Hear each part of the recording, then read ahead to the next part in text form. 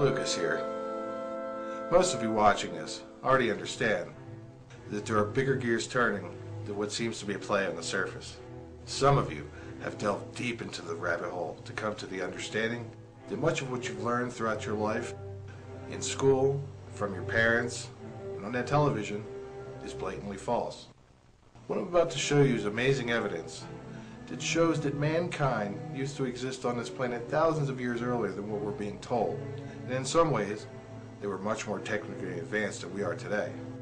And that their entire civilization was wiped out by a global catastrophic event, most likely an axis shift brought on by a passing cosmic body.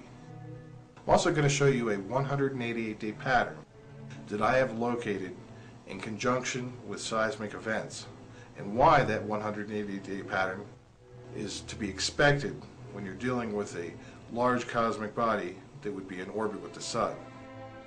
I'm also going to show you the basic essentials you'll need in a bug-out bag, how to prepare for some emergencies, how to make a water filter, and things you need to know in the event of a global catastrophe and what to avoid. Many of you ask, when is this all going to happen? All I can say is that I don't know. I hope you enjoy watching this presentation as much as I enjoyed making it, and you used the information to your benefit. Seize the day.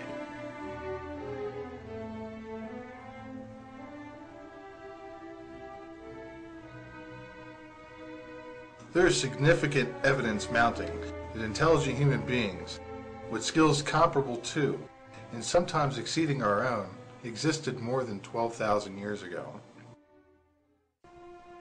The evidence comes in many forms, and one of those are gigantic monolithic buildings being built using sophisticated math like pi that are not only aligned to the stars, but also aligned to Earth's poles in longitude and latitude lines.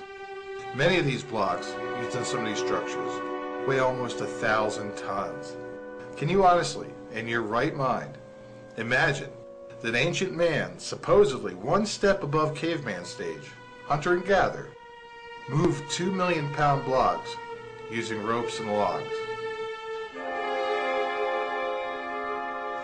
If you look at this map here, you'll notice this circle, this perfect circle going around, and you'll notice the dot in the center here. Well, these dots going around the edge of the circle here are all the ancient sites that can't be explained that are aligned with the stars. Like, here's the Easter Island, over here is the Nazca Lines, over here is the Great Pyramid and the Sphinx, and here is, Angkor Wat. So all these are the sites that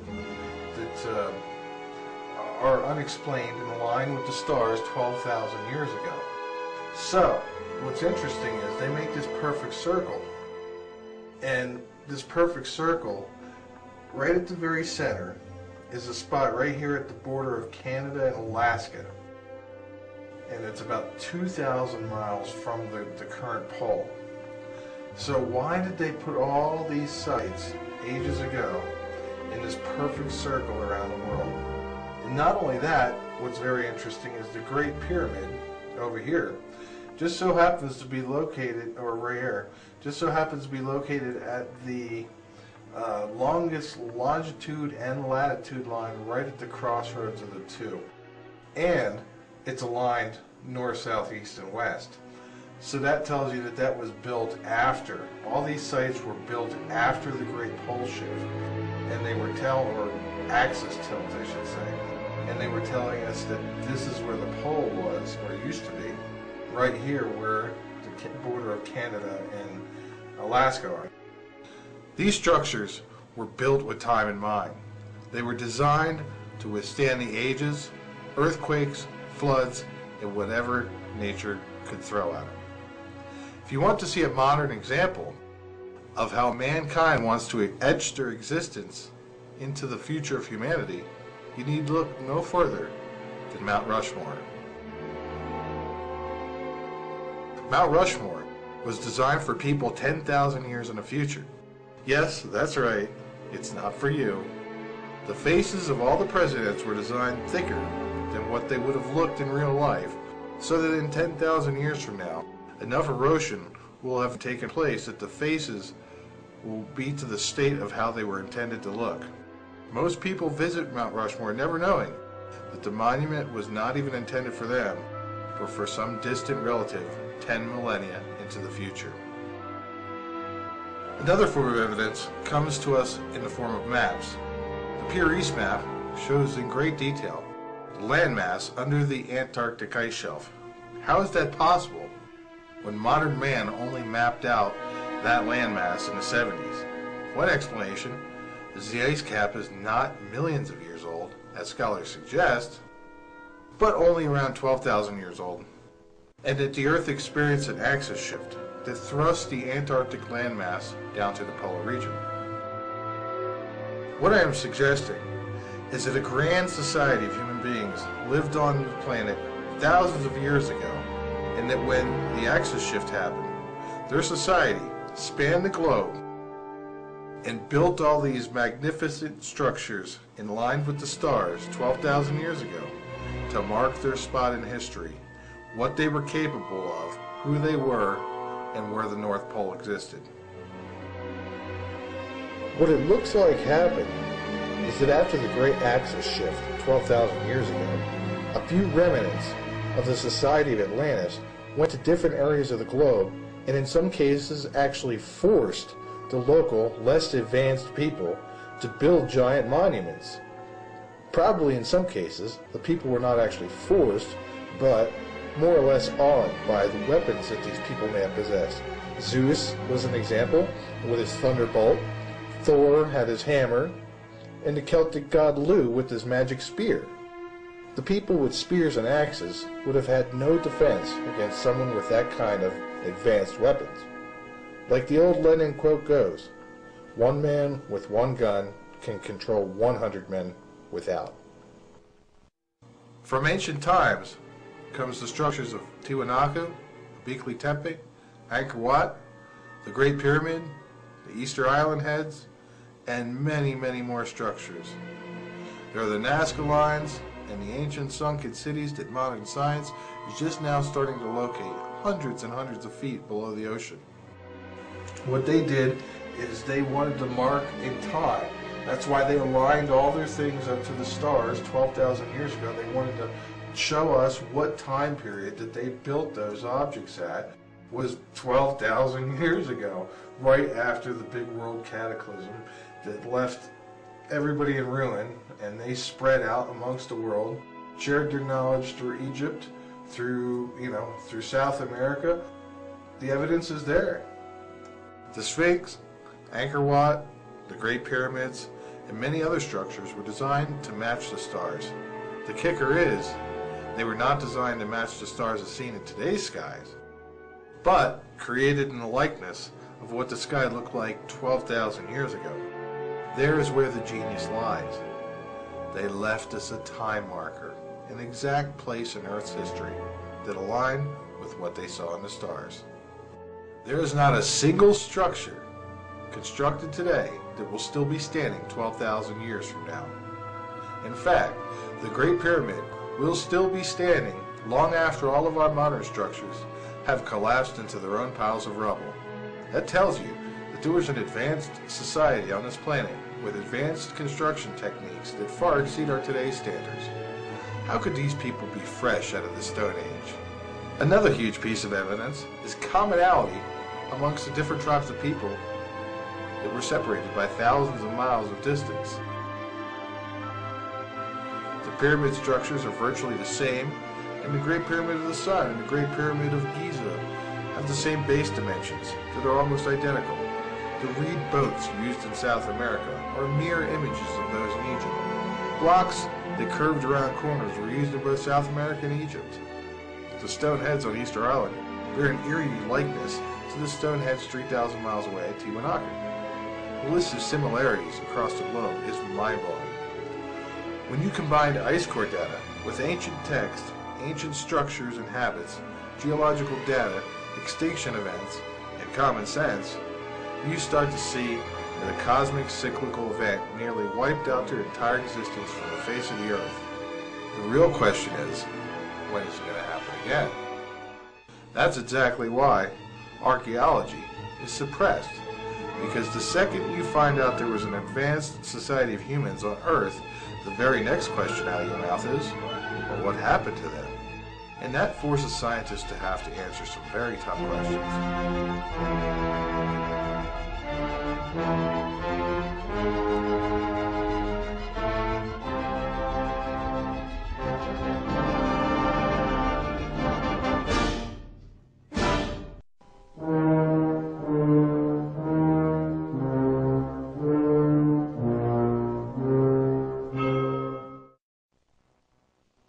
The search for the fabled Atlantis has gone on for a long time, ever since Plato described it, centuries ago. With the advent of the internet and satellite technology, many things may become a little easier for the average researcher looking for ancient structures on the ocean floor, or maybe not. It seems as if certain images are being kept from public eyes. It is on Google Earth they have this one area blocked out, which was probably, you know, the ice caps came down to here during the last ice age. So this area here would have been very temperate and habitable. And if you look at this area, approximately where the Bermuda Triangle is, which is a very interesting coincidence, you have this area here that's blocked out. Google has it blurred out. You can see, you can go to this deep area where it's 16,000 feet deep, and you can zoom in and see the striations of sand and everything and all that, and you can see you know, the bottom down here. But in this area where it's only 2,900 feet deep, they've got it blocked out. And it's most likely because there's stuff that they don't want you to see that's on the bottom of the ocean floor there. Like, for instance, this gigantic freshwater lake that used to exist a long time ago, back when the ocean levels... See, during the last ice age, the ocean levels were much, much lower. The ocean levels were like 500 plus feet lower. You have these two objects here, which look like pyramids. And then you have this freshwater lake here. So, right at the same place that Google Earth has this blocked out. Right off the coast of Georgia, whose capital is what? Atlanta. Atlantis. It all fits together. This whole region between here and when this was up here, here and here was a very temperate zone.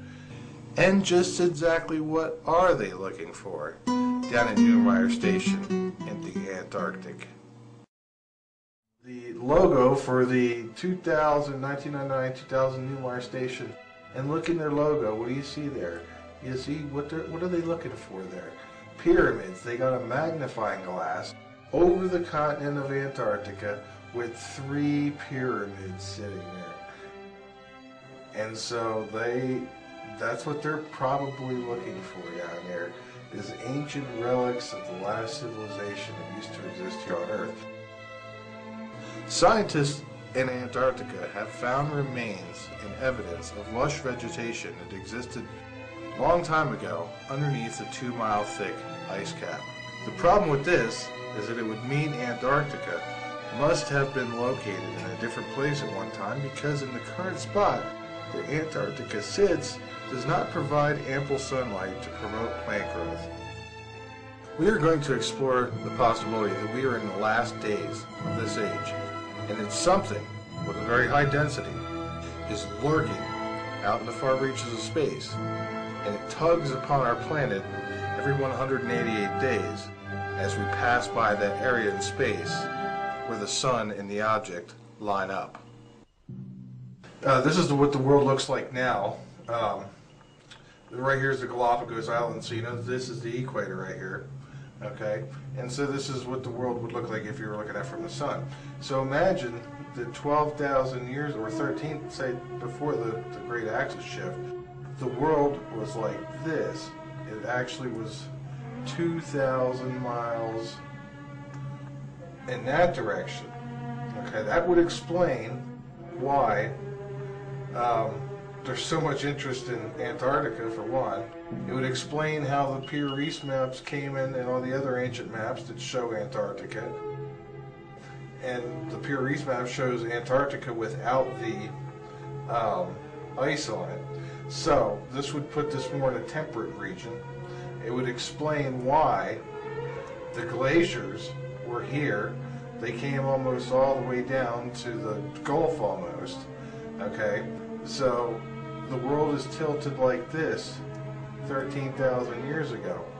Another thing it explains perfectly is, look at this. You tilt the world like this, put the pole where they used to have it, and guess what? Siberia is here, where all those woolly mammoths were flash frozen. And so you have these, these creatures that lived in a temperate region at one time. They basically were shifted, boom, up north, like that. And so they instantly died of exposure and froze within a few hours before the actual food in their stomach had a chance to digest. Was a sudden shift in the Earth's axis responsible not only for the destruction of Atlantis, but also for the melting of the ice caps, which appear to happen right after the last ice age? It definitely looks like that something 13,000 years ago caused an axis shift in this world that thrust the world down this way. The caps that were here melted, and the only reason why there were big glaciers here is because it's a landmass. You'll notice that the ice only forms over the land, and it's because of the fact that it snows. It snows, and then the snow builds up, and then after a few feet of snow, it starts to compact and turn to ice. Okay, so this, snow at the bottom of here is, at the bottom of this ice cap is from thousands of years ago, from building up all the years every time it snows. Same thing with up here. You'll notice that the smaller cap up here has the snow on it, or glaciers, because of the fact that it snows and it builds up. So that's what happened in this part of the world. When this part of the world was tilted up there into the polar region, it snowed a lot, and it kept snowing, and those glaciers finally moved down here. See, where glaciers usually calve off into the ocean, what happens here when it snows and snows and snows, the pressure from all this ice actually squeezes the ice and pushes it out here into these ice shelves that form out over the water, and then they break off and calve off and melt into the ocean.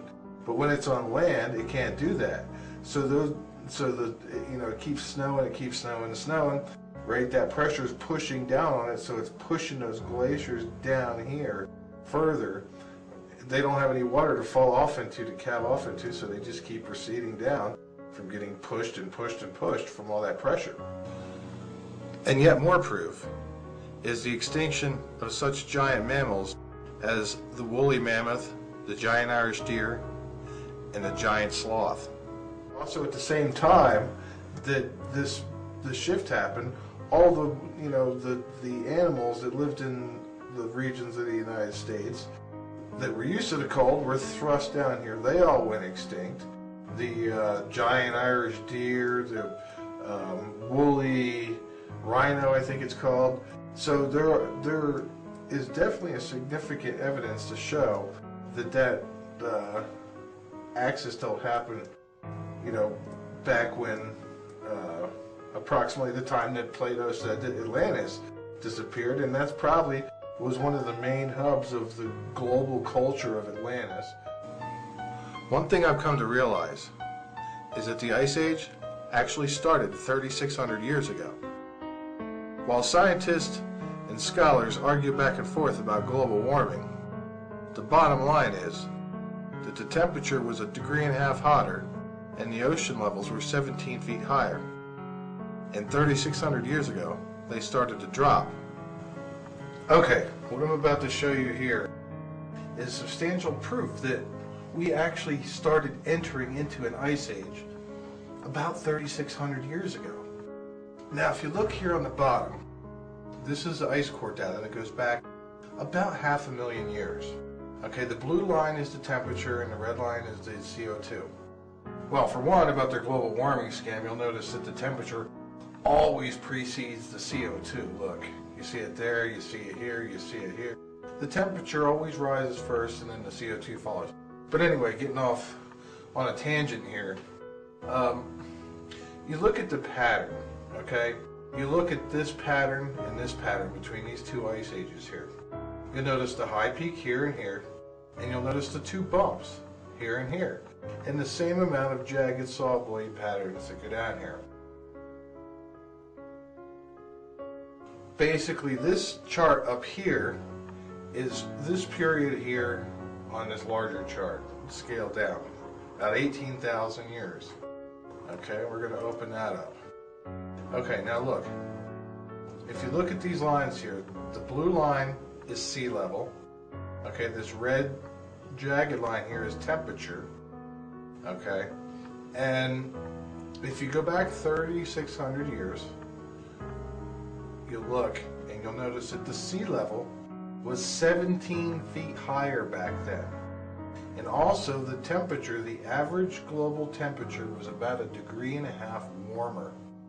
So we actually started entering into the Ice Age about 3,600 years ago. Because you notice that the Ice Age isn't an instant thing. There's 4 steps to getting down into it. These are all 10,000 year blocks.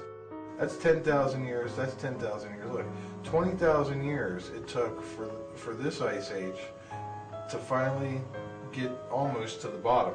And it took 60,000 years in both cases. Same thing here. It took around the same amount of time.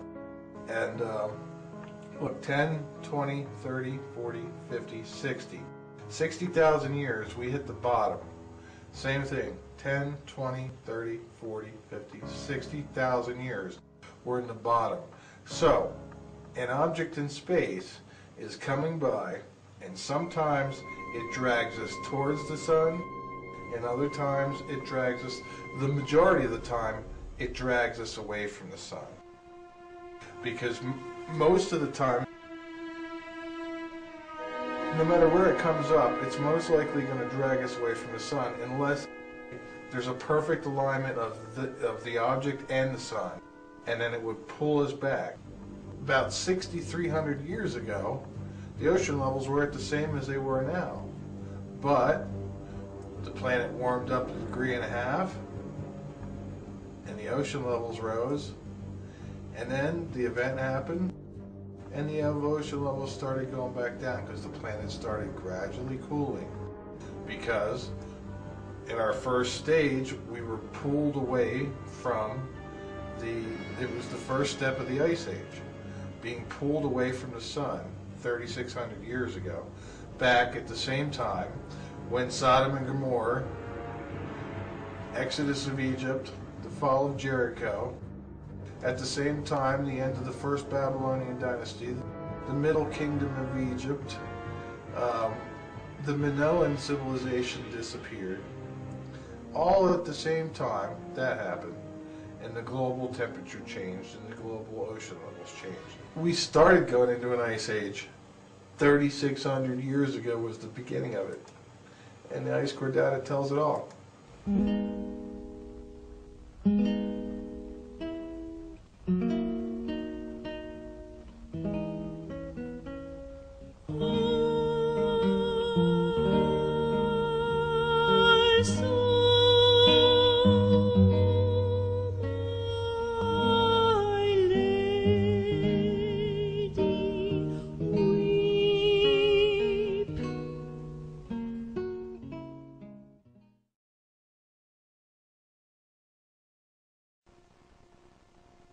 There are a few different candidates as to what the object known as the Destroyer, or Nemesis, actually is. Since none of us have access to NASA top-secret satellites, all we can do is reduce the possibilities and make an educated guess based upon the information that we have. 2 things we do know. It's not a normal star or a normal planet, because amateur astronomers would have spotted it by now, so we can exclude those from the list. One possibility is that the object is of the dwarf star variety, either brown or red. These stars don't generate very much heat and would be impossible to detect by the backyard astronomer. These stars may carry a mass equal to or somewhat greater than the planet Jupiter. Another possibility would be a neutron star. A neutron star is a ball of super highly dense neutrons left over from a massive star going hypernova. These stars will only be about 15 miles in diameter, but yet carry the mass of 2 of our suns. The amazing level of density in a neutron star is truly mind-boggling. One piece of a neutron star, the size of a sugar cube, would weigh over 150 million tons. It could also be a magnetar, which is a kind of neutron star with an ultra-strong magnetic field. Yet another possibility is a black hole. A black hole would not have to come anywhere near Earth to cause an axis shift and global catastrophes, although I think the possibilities are less for a black hole compared to a neutron star or a brown dwarf based upon ancient accounts of the object. One more theory is that it is an interstellar gas cloud floating through space. The problem with this theory would be the question of how would a gas cloud cause an Earth axis shift. And last but not least, the unknown. There's always the possibility of an unknown exotic space object lurking in the deep, dark depths of space. Keep in mind that the possibilities are endless. There are millions and millions of dwarf stars in the Milky Way galaxy. There are millions and millions of black holes, and there are millions and millions of neutron stars. And in the unknown category, there may be millions and millions of unknown objects floating around out there in space, just waiting to be detected.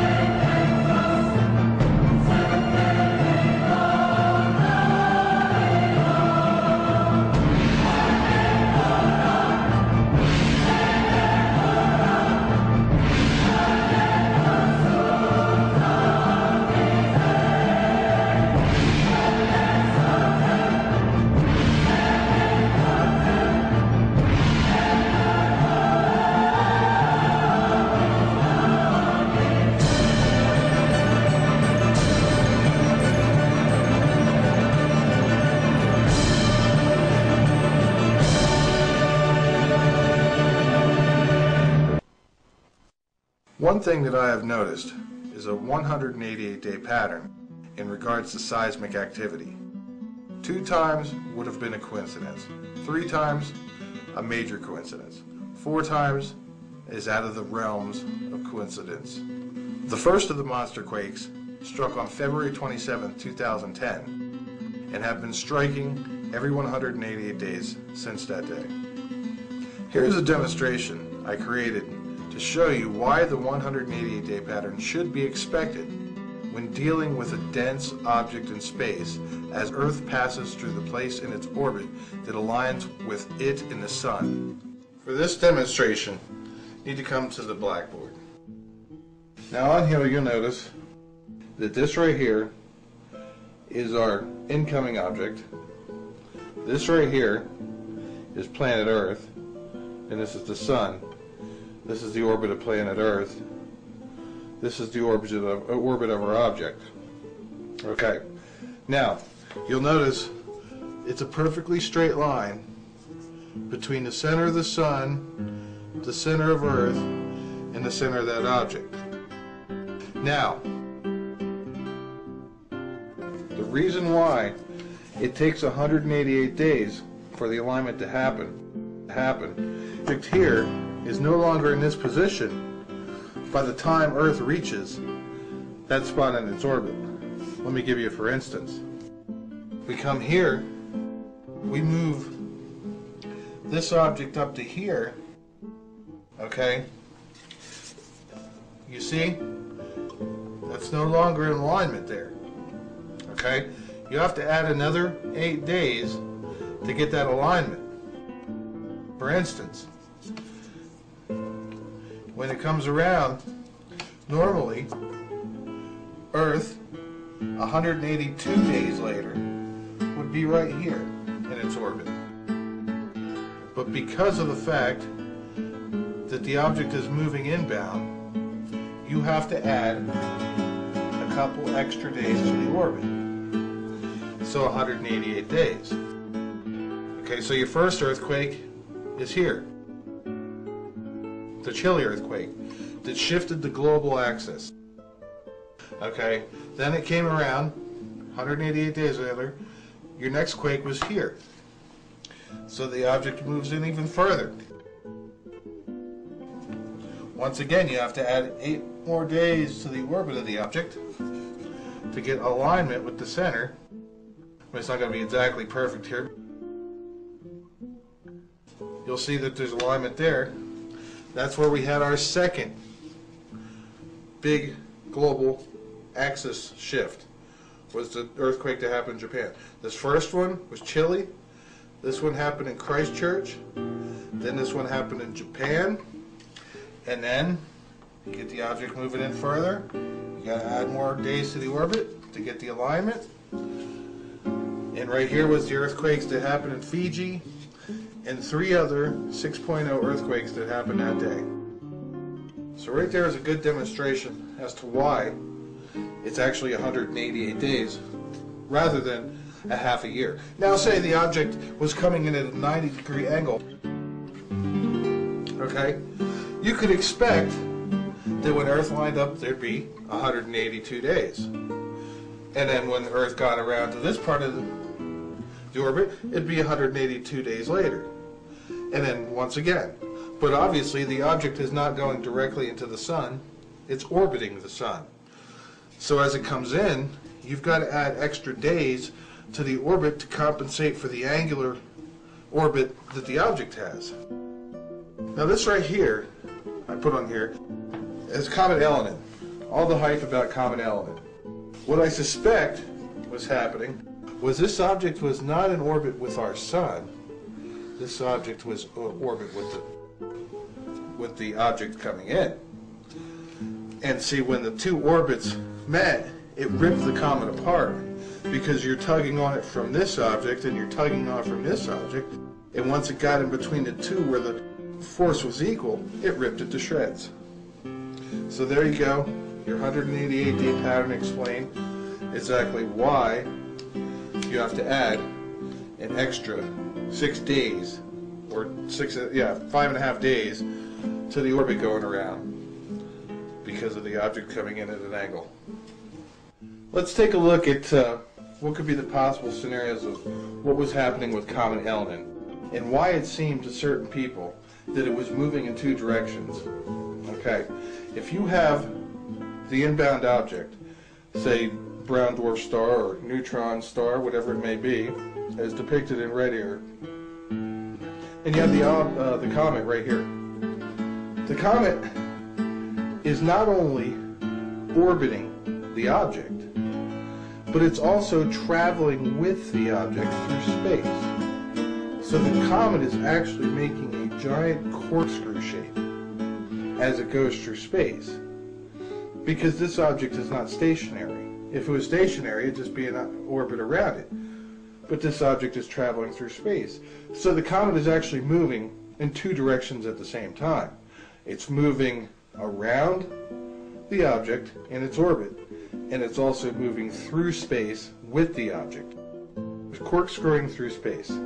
Also, there seems to be spikes in the earthquake levels 2 times a year, once in the spring and once in the fall. This is an earthquake chart that I constructed since 2006 to present. The way I did this was I took each earthquake from any particular month over 6.0, between 6 and 10, and I added all the earthquakes up together and got an overall number. And I plugged those in throughout the last 6 years, and this is what I came to. That you see that in February, well, at least in springtime, there is an uptick of earthquake activity for the most part, and then it drops down for the summer months and then ticks back up for the fall. Look how close the earthquakes are for December and January. I mean, they are very similar. The earthquake activity drops off tremendously in December and January, but you can clearly see that there is an uptick in the spring and an uptick in the fall. So that would tell you that something is coming this way. And you notice the bigger upticks are in the spring. And that's most likely because when Earth is in the spring part of our orbit around the sun is when that object is on that side of the sun. This was the big Japanese earthquake here. That one, and there were so many aftershocks that it just jacked this number so far up here. This earthquake and the one in Chile both shifted the Earth's axis. The Earth's axis is already going through a shift. A little bit here, a little bit there. The main one won't come until the object's gravity grabs Earth and flips our axis. Probably about 2,000 miles. Dr. Charles Hapgood wrote a book titled Earth's Shifting Crust, where he promoted the theory that Earth's crust would break free from the mantle and slip around the globe, putting the continents in new areas. The fundamental problem with this theory is that it does not account for the Egyptians' use of the 360-day calendar before the last catastrophic event 3,600 years ago. Man was not stupid back then, and if they used a 360-day calendar, that means the Earth's orbit around the Sun was 360 days. Something inspired the Earth's orbit to change from 360 days to 365 1/4 days. This was most likely caused by an object in space tugging on Earth and pulling our planet away from the Sun a little bit. Just like the object caused a dimple in the orbits of Uranus and Neptune, it will cause a dimple in the orbit of Earth. Here's a little demonstration that I devised to show you the principles of how an object in space could cause an axis shift. Here's a magnetic demonstration of how an incoming body can actually flip the axis of the planet Earth. Okay, here you have, what I've done is I have styrofoam, little styrofoam balls here. This is the Sun, that's the Earth. And what I've done is I've taken very powerful magnets and put them into the Earth and into the star. Okay, now imagine that Earth is just sitting there, going along, and then this object comes by. And what happens? The Earth's axis follows that object. Let's see that again. As the object comes around the sun, its gravitational pull grabs the Earth. It basically, the North Pole of the heavy dense object is going to grab a hold of the South Pole of Earth, just like I showed you in this demonstration, and it's going to flip the Earth's axis.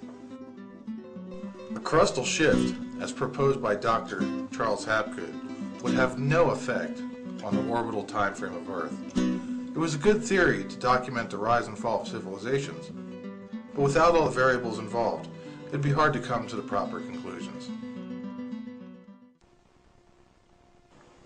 Many of you are already aware of the strange circumstances surrounding the Denver New World Airport.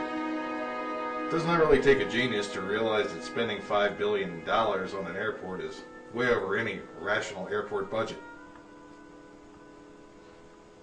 Not to mention the crazy murals,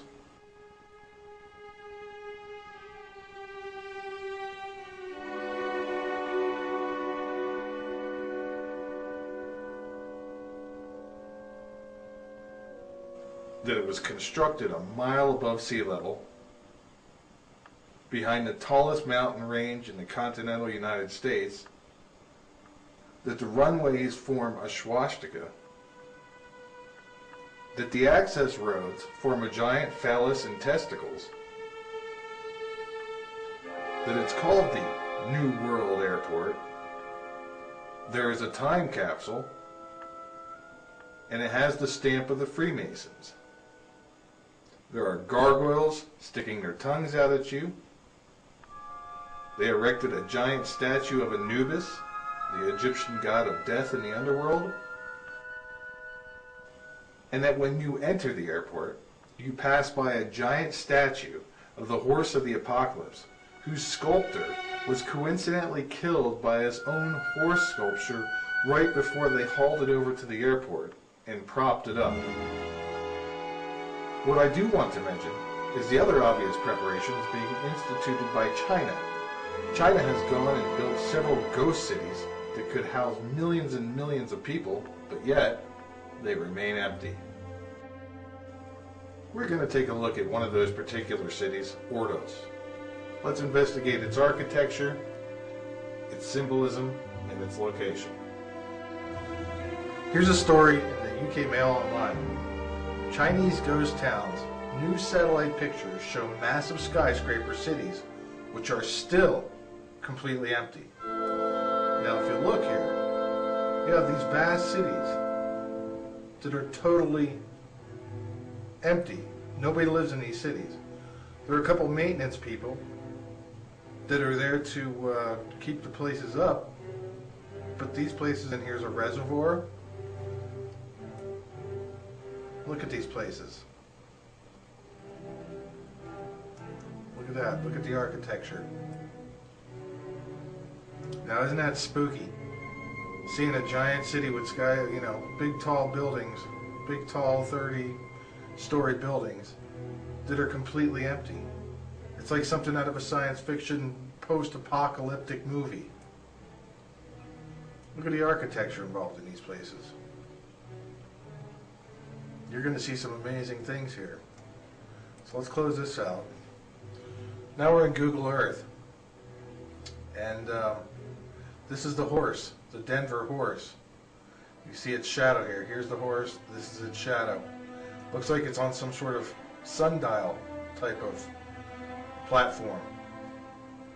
Now we're going to go to one of the cities called Ordos, Inner Mongolia, China.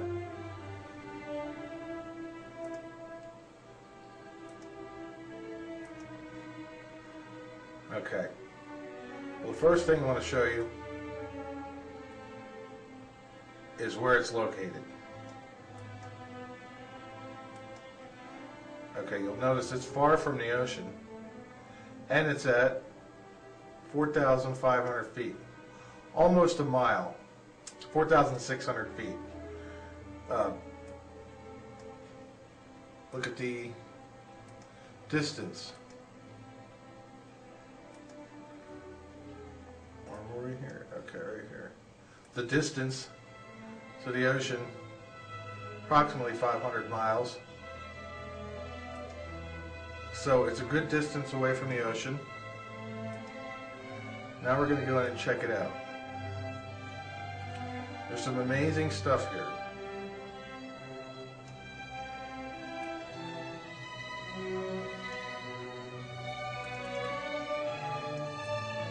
Okay. Now if you look, you'll notice it forms a giant scepter. Starting here, all the way down here. This whole thing forms a giant scepter. We're going to explore the whole area. For one, if you notice, there are 1, 2, 3, 4 reservoirs in the area. So they're well stocked up for water. We're going to start down at the very bottom here and go from top to bottom.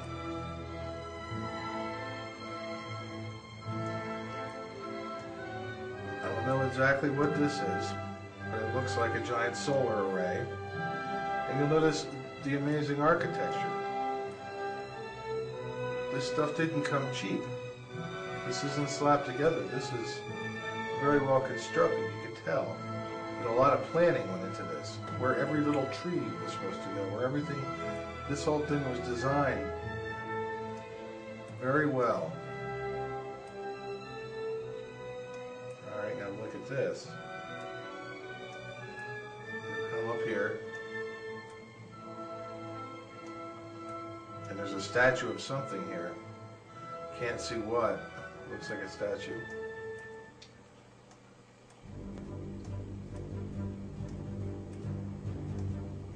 You'll come up here further.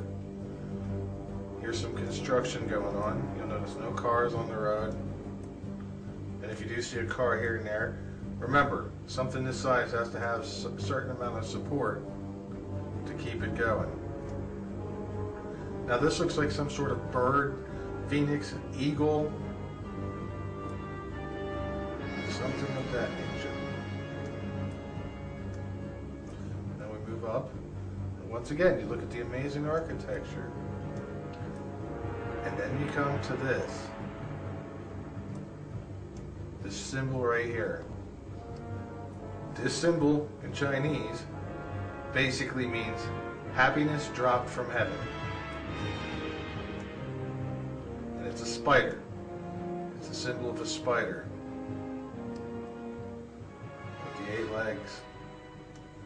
Now we're going to keep investigating. This gets crazier as we go up. Look at that. Look how precisely placed all these trees. This was all perfectly planned.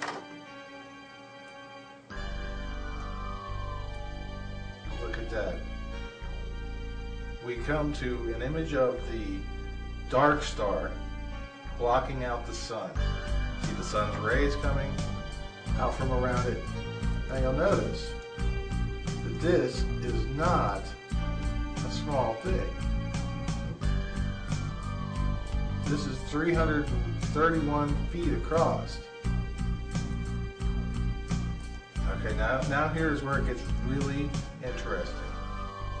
There's a whole scene. You have the Earth right here, the moon, the sun being blocked out by the dark star, and the planet down here, and an alien head looking down upon it. Look at that. What's great about this is it only forms it from the air. Look at that. That's Asia right there. That's Earth when you see it with Asia.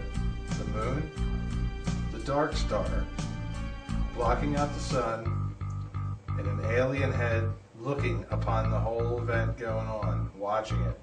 And here's the companion body to the dark star, the 10th planet. And there you have an amazing scene that can only be seen from the sky. That's what's amazing about this architecture. This was not cheap. when you come down here and you look at this at a close-up, you cannot notice that that's Asia. It doesn't look anything like anything. It just looks like a building.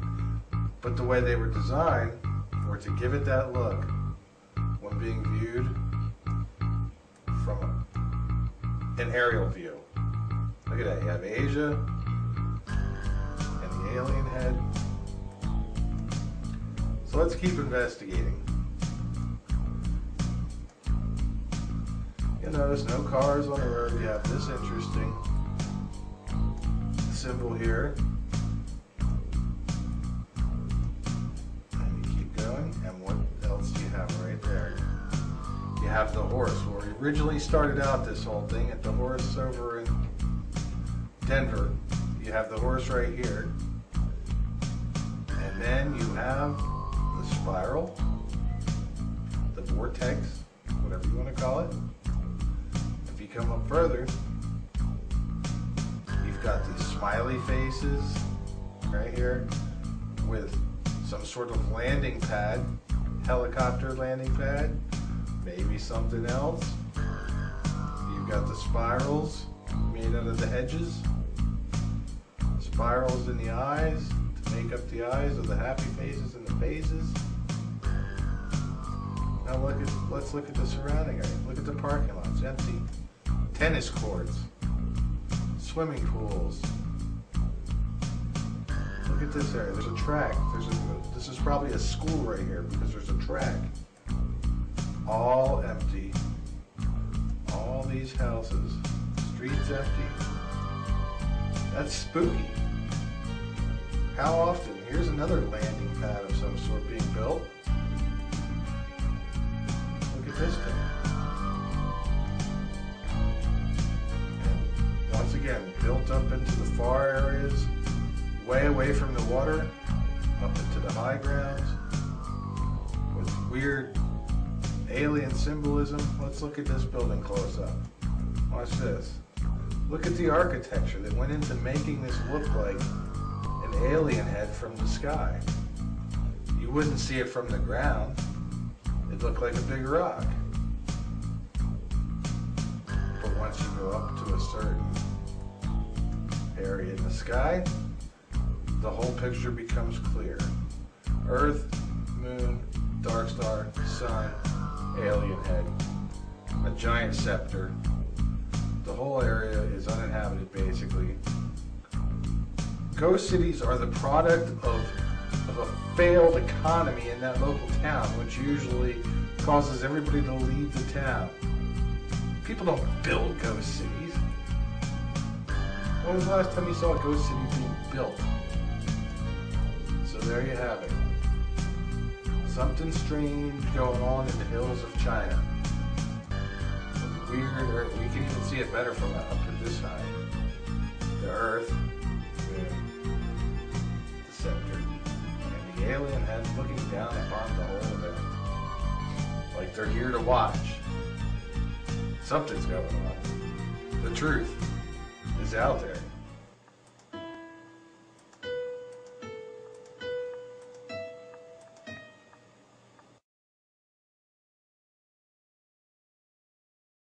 First and foremost, of things you want to avoid through this time of calamity is the oceans.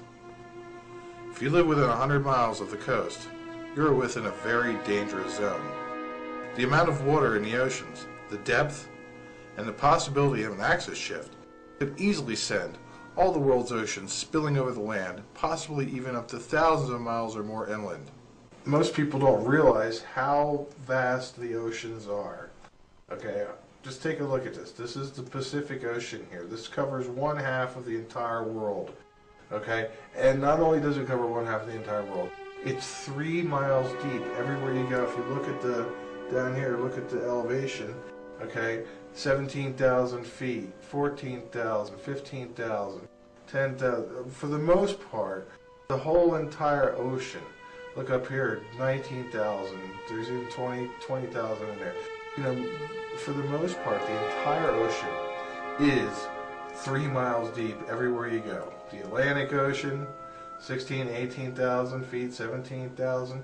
You'll notice that fairly everywhere you go, The ocean is pretty consistently 3 miles deep, so that's a lot of water. And if you look at it in comparison to the United States, okay, just one little blurb like that, and they could just send that water rushing inward. I wanted to show you about the water and how it's important not to be near the coast. The Earth spins in that direction, okay? Now, because of the Earth spinning at 1,350 miles an hour, the water has piled up on the equator here from the centrifugal force. Okay, that's why the tides are higher in this region. That's why, centrifugal force is basically going to pile the water up on the equator. And so, imagine if all of a sudden, bam, the world goes like that. Okay, all that water has got to go somewhere, and it's going to slosh all around the planet. Let's go into Salt Lake. Okay, Great Salt Desert, Great Salt Lake. Okay, you got the salt flats. Okay, look at this. How did the Great Salt Lake get all the way up here? Okay, why is this salt water here? Okay, the scientists will tell you because it's mineral deposits that run off from the mountains. Malarkey. Okay, this used to be a gigantic lake. Over the last thousands of years, this thing has receded because it's evaporated, because it's not like a normal lake. It doesn't have feeders and offshoots. It basically has receded, and it's so salty now because it's just receded and receded and left the salts behind, and it barely supports any life. The only life that lives there is brine shrimp. Okay, where do brine shrimp come from? They come from the ocean. Okay, so how did this lake get here? So that tells you that at one time that the ocean washed all the way up in here. Another amazing thing is that Lake Titicaca sits 14,000 feet on the top of the Andes Mountains, that it's brackish, seahorses live in it, and it has ruins of a human society at the bottom. As you see, Lake Titicaca is right here in Peru. Now you look, that's a brackish lake, seahorses live in it, and look how far that is away from the coast. That is 155 miles away from the coast, and it is 14, but it's around 12 to 14,000 feet in the air. So basically, these are all mountains. These are all 14,000 foot mountains throughout this region here. And the water was able to come up and flood this area and leave this brackish lake behind, just like with Salt Lake in Utah. Being anywhere on this side of the Rockies is probably not a safe bet. When you look at Salt Lake is right there, and that water could just whoosh right in. If we were dealing with an axis shift in relation to a passing celestial body, what could we expect some of the outcomes to be? Possible scenarios of what could happen all really depend upon which side of the Earth the object is on when it comes up, or what side of the Earth is facing the object when it makes its journey from south to north. If America is facing the object, it's going to flip us 2,000 miles that way and put us where the pole is. If America is not facing the object, if the other side of the world is facing it, it's going to pull us down 2,000 miles towards the equator.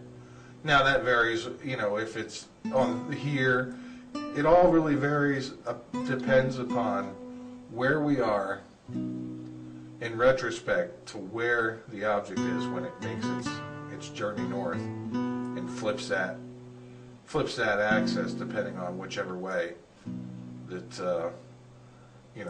the world is actually facing at the time.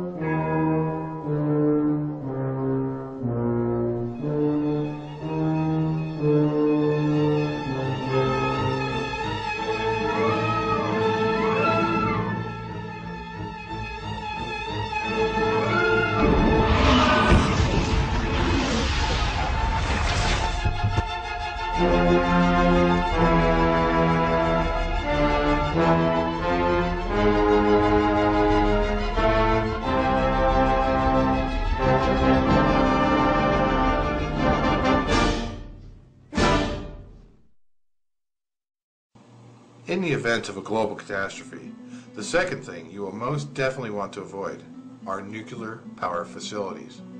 Without electricity, these plants will melt down. They must have electricity going to the cooling towers all the time, or they melt down and send radioactive waste in a direction that the wind is blowing. Chemical plants and production facilities are another very potentially dangerous hazard. There are many nasty chemicals out there that can kill and maim with very small doses. Many of these plants may have ruptured tanks, leaking valves, or just downright be totally destroyed altogether. Paramilitary bunkers, elite holdups, and secured facilities should also be avoided at all costs. These facilities will be very heavily armed and guarded and have shoot-to-kill orders for trespassers. Stay away from large groups and unorganized mobs. The potential for disaster is much greater in a mob mentality where everyone is acting on instinct instead of rational thought.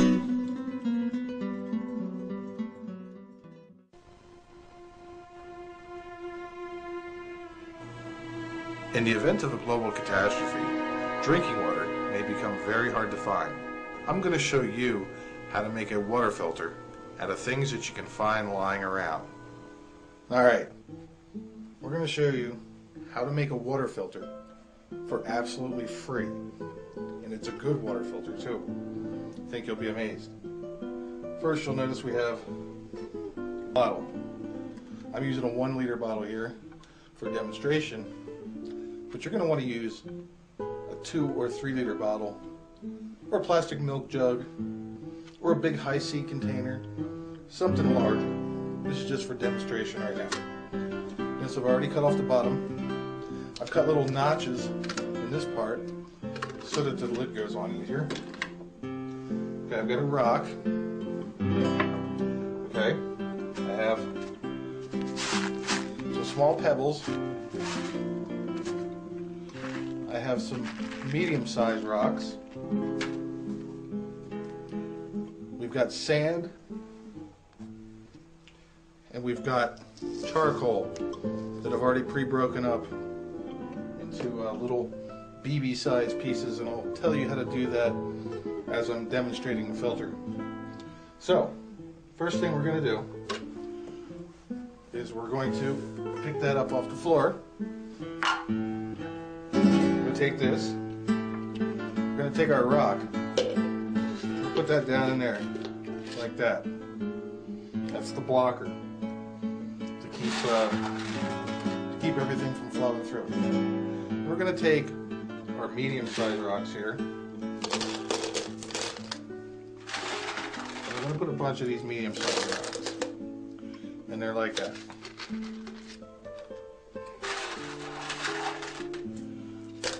Okay.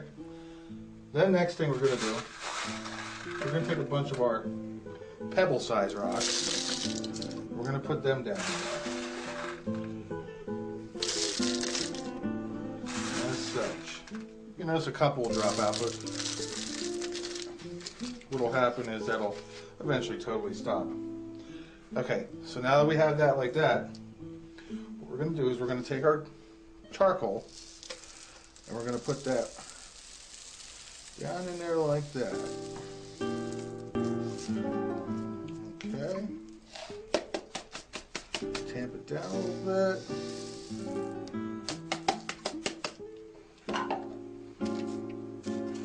Push it down in there, get it nice and tight. Nice and packed in there. Then we're going to want to take some more of these smaller rocks. Just put a thin layer on top of here, like that. This is where your sand comes in. Sand always goes on the top. Put your sand in there.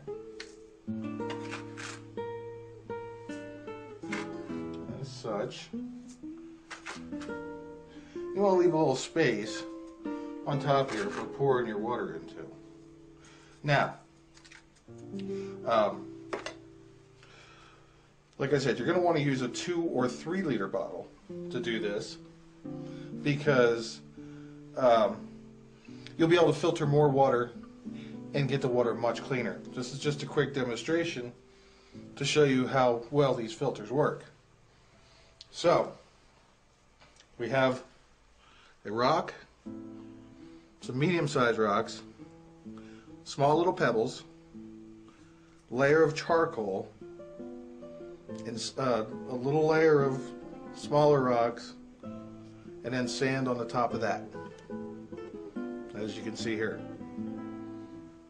And that's basically the construction of the water filter right there. Okay, now for the cool part of the demonstration. I've already run a glass of water through here to rinse the dust off of the charcoal. There's always going to be dust on it. You're going to want to run a glass through. If you're using a 2-3 liter bottle, you're going to want to run a couple glasses of water through until you see the water come out clear. Then you'll know you've rinsed all the carbon dust out of there. But anyway, you can see this water, very nasty, stagnant, floaters on the top, pretty nasty stuff. You wouldn't drink that in a million years. But once you put it through here, it's going to be a lot better. Now, how to make the carbon? What you want to do is you want to have a fire going, and you want to take a log out of the fire. Don't burn yourself, but you want to take a log out of the fire and basically splash some water on it. Now, you don't want to douse the log. You just want to splash enough on it to put it out, and whatever's on it will evaporate into steam, and it'll dry out right away. Then you're going to scrape the outside of the log, all the the white powdery stuff and all the powder off of it. Get to the meaty inside of that log. You're going to break that up into little BB-sized pellets.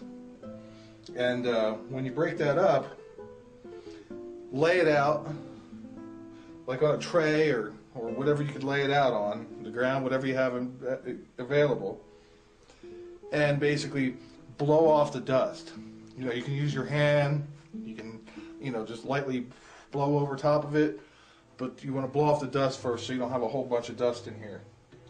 And so basically, that's the filter there, and you can see what an amazing job it does. The water that I put in there was absolutely horrible, and this is drinkable. It's got a slight tinge to it, but that's only because I'm using a small filter. Now, if I was using say a 2-liter bottle with maybe, a few inches more of charcoal in it, then the water would come out pretty much crystal clear. But from what it was to that is about 95% clean. And once you use a bigger filter, you can filter more water and you can get it a lot cleaner. You're always going to want to keep your lid because you don't want mold spores to get in there. These are temporary filters. It's not a sealed unit, so obviously mold spores can get in there and mold growth will happen after a week or so. So, these are, the thing about it is they're 100% free, so you don't have to worry about spending money to make a filter like this when, catastrophe strikes and time is rough. So what you want to do, always keep your lid on. The key is, what you would do is you get some water, say out of a puddle or wherever you find your water, and it's really nasty water. You're going to boil that water first. Then you're going to let it cool, and you're going to run it through here after it cools. Do not stick hot water through the filter. It will kill the activating or the charcoal. So basically, and another thing is, if you have the opportunity, you want to try and sterilize everything. Boil your rocks, boil your sand, boil your bottle before you actually put this unit together. That way it'll be a sterile unit before you even start. And that's basically your water filter. That's how clean the water comes out from that mud that I put in there to that, which is drinkable. And if you boil it first and put it in there after it cools, it'll be completely safe to drink. And this will take out all the boiling takes out the microorganisms and bacteria. This will remove the heavy particles, the debris, the taste as much as possible, and get it to a drinkable state where you can actually stomach it rather than having to gag down, you know, thick brown goo that only has the microorganisms removed from it.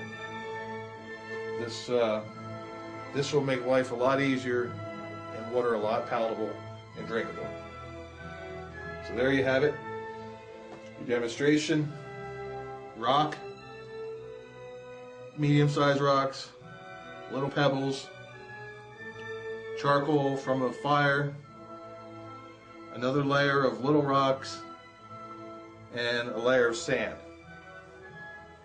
And there you have it. There's your filter. And enjoy. It's free. Now I'm going to show you how to build an emergency backpack in case you end up in an emergency situation where you need to leave the place you're at in a hurry. Now we're going to go over a demonstration of what you may want to have in a bug-out bag. First of all, you'll notice the bag that I've chosen is a U.S. Army backpack. Okay, you can spend a lot of money on the bag, or you can go to Army and Navy and get one of these for pretty cheap. And they're pretty sturdy, they're well made, and they'll suit your purpose. But let's start off. There's a lot of stuff in here, so it's going to take a few minutes. Okay. Small umbrella.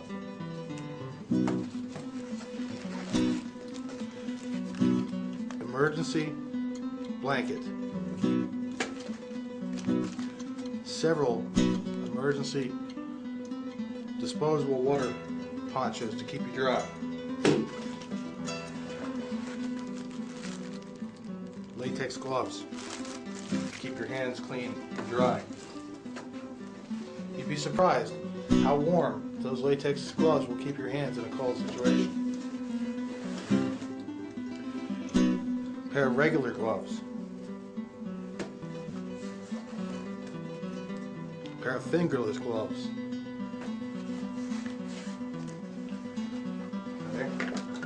Now I get into the fishing side.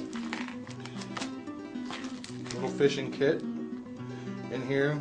I'm not going to open it because it'll probably go all over the place. But anyway, in here I got hooks and treble hooks. I've got sinkers. I've got swivels. I've got various different sizes of hooks. I also have a little knife blade, some razor blades, things like that. You can store extra things in here. Okay, so there's that.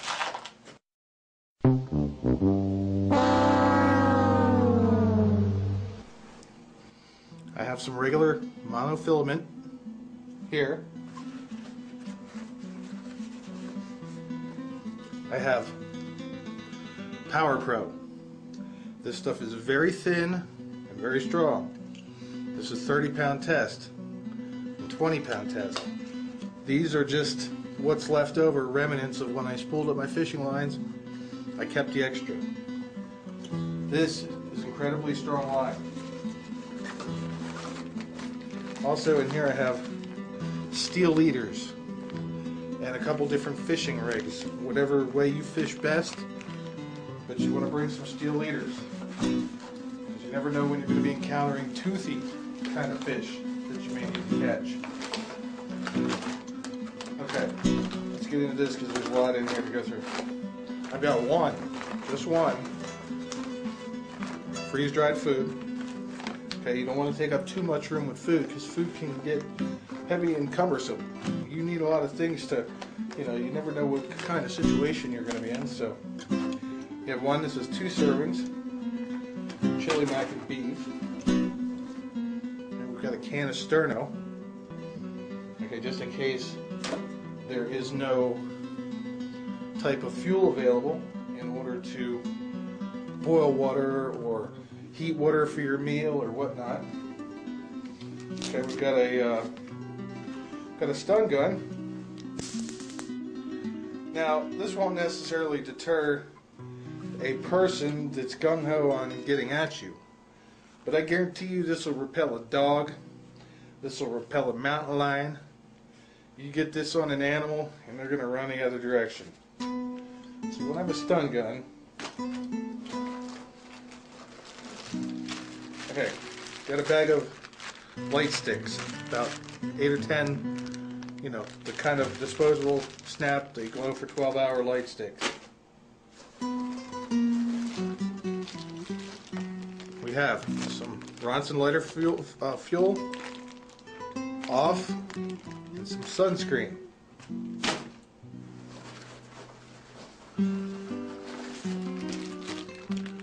Soap and shampoo.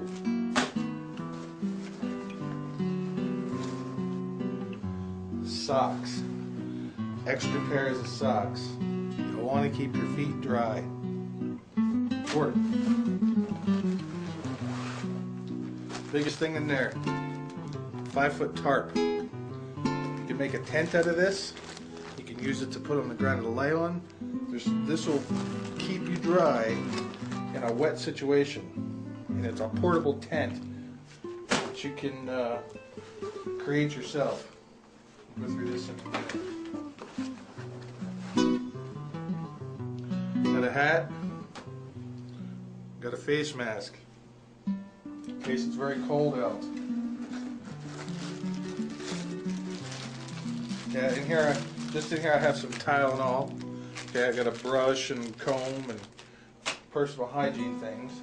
Now I'm not gonna, in this bug out bag I don't have any first aid. That's another separate little bag with band-aids, painkillers, you know, things of that nature. You know, gauze tape, gauze, things like that. It's a whole separate bag that I have. Okay. Deck of playing cards. You may be stranded for long hours in certain places. This will help take your mind off stuff.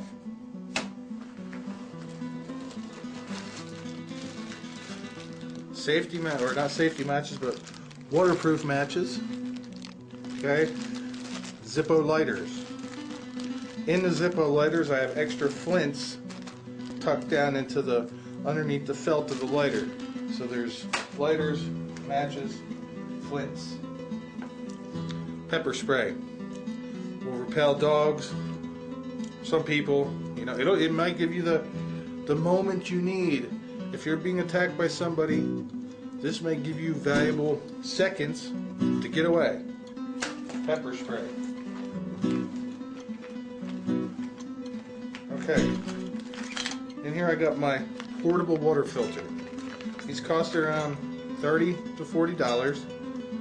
And basically this thing has a straw and a carbon filter, and you could drink straight from a mud puddle with this thing.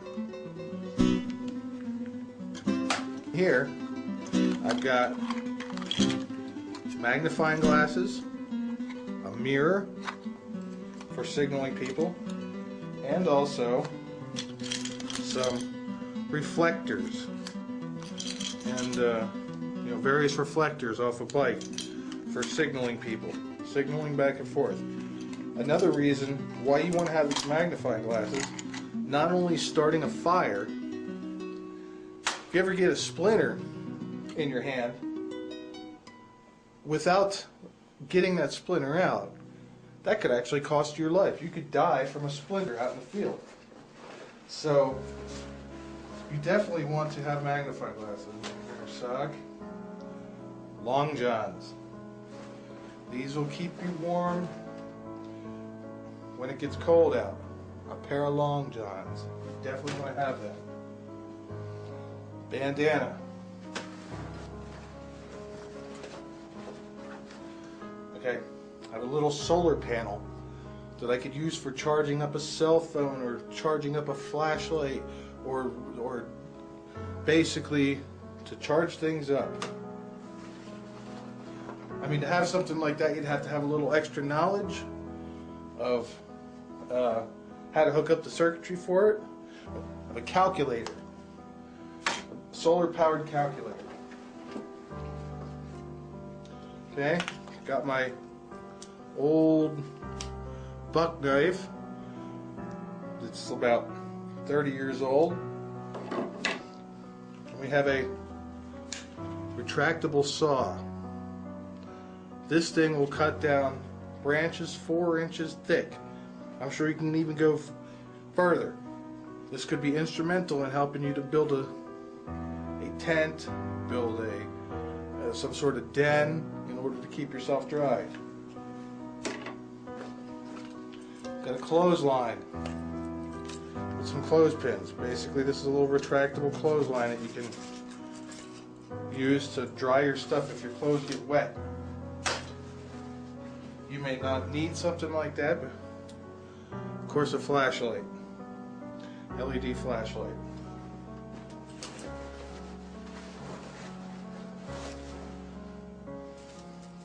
Cinch ties. Cinch ties make things a lot easier. And another little knife for fishing, whatnot.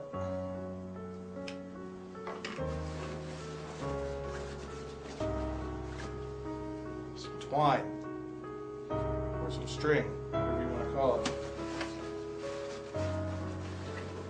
And a little thing of rope. 25 feet of rope. So that's basically what's in there. In my little sealed container here, there's all kind of little tidbits. You're going to want to have a compass, whistle for signaling people. And you'll notice on the side of here, I also have another whistle on the side that hangs on the side of the bag. So in here we have a compass and a whistle, a little air water tight thing. We've got an extra DC charger to plug into a car thing that you can hook up. And believe it or not, you can, if your battery is dead in your car, you can hook this up to that solar panel and plug it into the charger, and it will slowly trickle charge your battery, maybe just enough to get it started if it dies. Okay, got a little tiny razor knife. We've got multiple sets of clippers, toenail clippers, fingernail clippers. Some of those I use for fishing, some of those I use for fingernails. Little measuring spoon. And we got a magnesium fire starter here. This will allow you to start a fire in wet, damp conditions. Crazy glue. This is just an old, you can see the sides have fallen off, an old Swiss Army knife that's fairly old. I've got needle and thread for buttons and sewing. I've got this piece of an old clipper, and it's good for cutting stuff. It's a serrated edge. There's a little box cutter. Got some twist ties. Another Zippo lighter, separate from the rest in case one gets lost. Here's a pencil sharpener. More twist ties.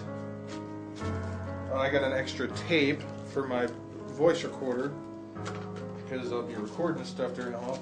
I've got valves for filling up air things.